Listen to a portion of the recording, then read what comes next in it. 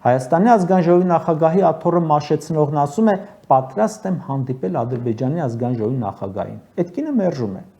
Այստեղից ազգային ժողովի ԿՊ-ական падգամավոր արտաքին հարաբերությունների հանձնաժողովի նախագահի վարձատրություն ստացողն է ասում. պատրաստ եմ հանդիպել ադրբեջանցի պաշտոնակցիս։ Նա այնտեղից սրան անվանում են պոպուլիստ։ Սա էլ մեկնաբանում է, թե ուրախ է, որ իրեն անվանել են պոպուլիստ։ Դե բայց եկեք հանդիպենք, ասում եմ։ Այնտեղ Միլի Մեջլիսի падգամավորները խոսում են Հայաստանը գրավելու մասին, քարտեզ են հրապարակում, որը առանց Տավուշի, Գեղարքունիքի, Սյունիքի Վայոց ձորի է։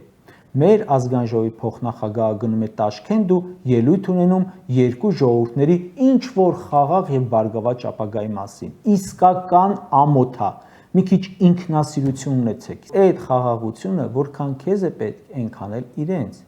Իրենք եւս դրա կարիքը ունեն, բայց մուրում են խաղաղությունը։ Ձեր կարծիքով Ադրբեջանը չի վախենում պատերազմից։ Իրենք հազարավոր զոհեր չունեն, սևազգեստ մայրեր չունեն։ Ալիևին ինչի չեն ասում, ինչու տարար մեր երեխեքին զոհեցիր, եթե Նիկոլը Արցախը համարում էր Ադրբեջան ու տալիս էր։